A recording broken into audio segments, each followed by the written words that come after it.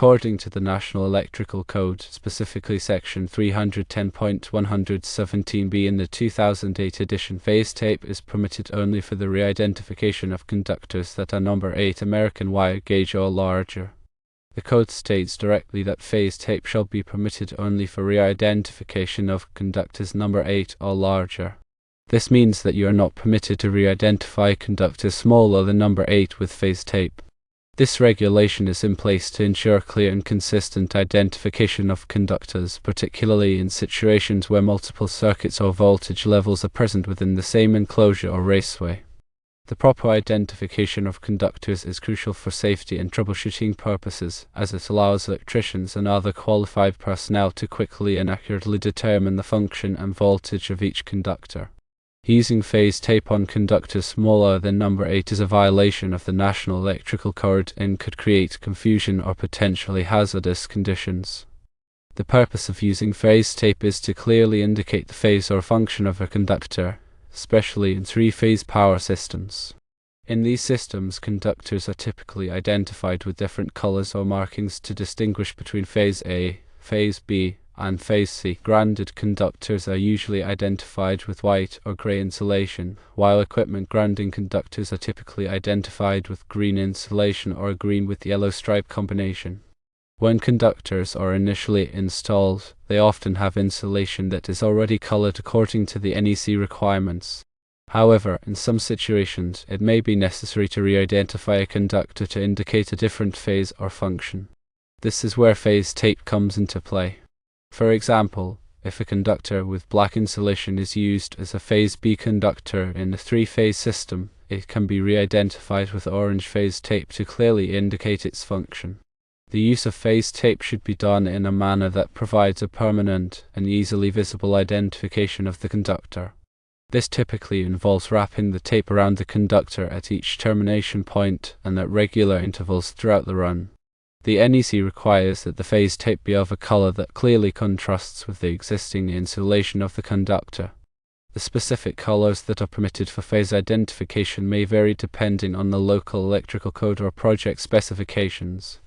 However, common colors include black, red, blue, orange, yellow, and brown. When re-identifying conductors with phase tape, it is important to ensure that the tape is applied correctly and securely. The tape should be wrapped tightly around the conductor to prevent it from coming loose or unraveling over time. It is also important to ensure that the tape is compatible with the insulation of the conductor and that it will not degrade or damage the insulation. In addition to using phase tape, there are other methods that can be used to identify conductors. These include using colored conductors, marking conductors with labels or tags, and using wire markers. The specific method that is used will depend on the application and the requirements of the NEC. When selecting a method for identifying conductors, it is important to consider the following factors. Firstly, the size and type of conductor. Secondly, the environment in which the conductor will be used. Thirdly, the voltage and current that the conductor will carry. Fourthly, the requirements of the NEC and any other applicable codes or standards. And fifthly, the need for clear and consistent identification.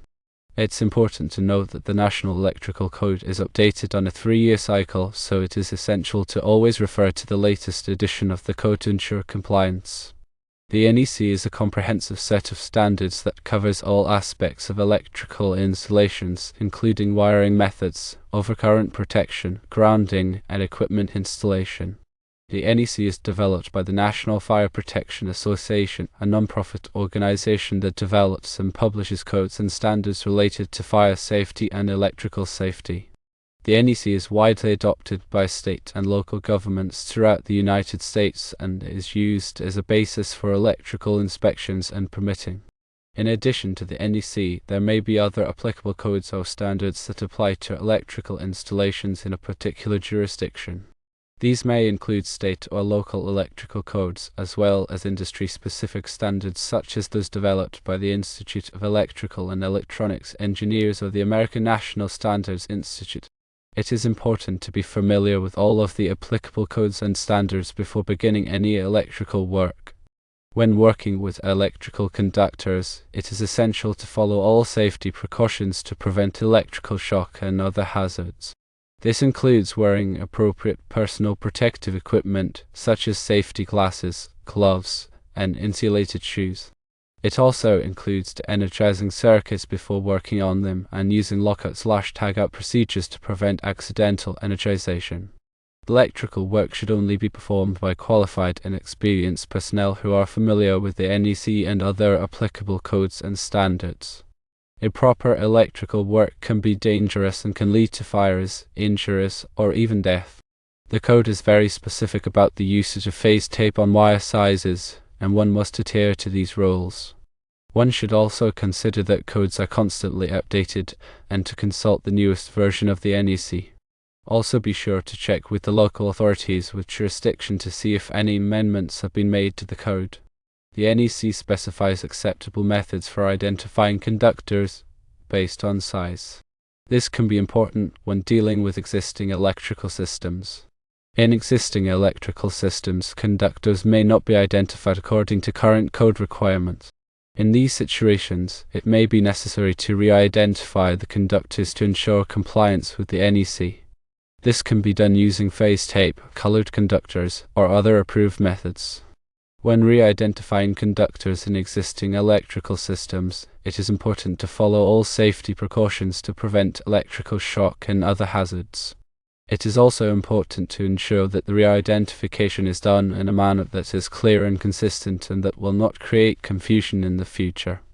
Also consider the environment where the conductors will be used. Conductors that are installed in wet or corrosive environments may require special types of insulation or protection. The NEC specifies requirements for the types of conductors that can be used in different environments. For example, conductors that are installed in underground locations must be listed for direct burial. Conductors that are installed in hazardous locations must be approved for use in those locations. Furthermore, consider the voltage and current that the conductor will carry. Conductors must be sized appropriately for the amount of current that they will carry. The NEC provides tables that specify the ampacity of different sizes of conductors. The ampacity of a conductor is the maximum amount of current that it can carry continuously without exceeding its temperature rating. It is also important to consider the voltage drop in a conductor. Voltage drop is the reduction in voltage that occurs as current flows through a conductor. Excessive voltage drop can cause equipment to malfunction or not operate properly. The NEC provides guidelines for calculating voltage drop and for selecting conductors that will minimize voltage drop. When selecting conductors, it is important to consider the type of insulation. There are many different types of insulation available, each with its own properties and characteristics. Some types of insulation are more resistant to heat, moisture, or chemicals than others. The NEC specifies the types of insulation that can be used in different applications. For example, conductors that are installed in high-temperature environments must have insulation that is rated for high temperatures. Also, it is important to consider the type of conductor material. The most common conductor materials are copper and aluminum. Copper is a better conductor of electricity than aluminum, but it is also more expensive. Aluminum is lighter than copper, which can be an advantage in some applications. The NEC specifies the types of conductor materials that can be used in different applications. When installing conductors, it is important to follow all of the manufacturer's instructions. The manufacturer's instructions will provide information on the proper methods for installing the conductors and for making terminations. It is also important to use the correct tools and equipment when installing conductors. Using the wrong tools or equipment can damage the conductors or create hazardous conditions. When making terminations, it is important to ensure that the connections are tight and secure. Loose connections can cause overheating, arcing, and other problems. The NEC specifies the types of connectors that can be used for different types of terminations. It is also important to follow the manufacturer's instructions for making terminations. When splicing conductors, it is important to use approved splicing methods.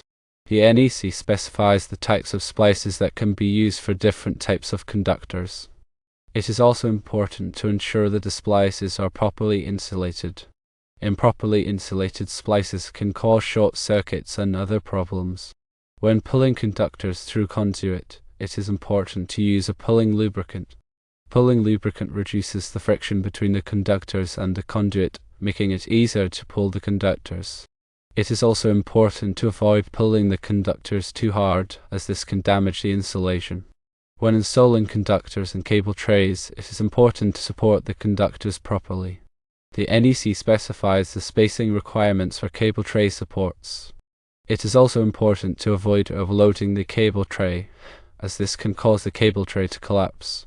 When installing conductors and raceways, it is important to ensure that the raceways are properly grounded. The NEC specifies the grounding requirements for raceways. It is also important to avoid damaging the raceways, as this can compromise the grounding system. When installing conductors in hazardous locations, it is important to follow all of the special requirements for those locations. The NEC specifies the types of conductors and equipment that can be used in hazardous locations. It is also important to ensure that the installation is done in a manner that will prevent explosions and other hazards. When working with electrical conductors, it is important to be aware of the potential hazards and to take all necessary precautions to prevent accidents. This includes wearing appropriate personal protective equipment, energizing circuits before working on them, and following all applicable codes and standards. The NEC is a complex and comprehensive document, but it is essential for ensuring the safety of electrical installations. By following the requirements of the NEC, electricians and other qualified personnel can help to prevent fires, injuries, and other hazards. Understanding the rules for wire identification is a cornerstone of electrical safety.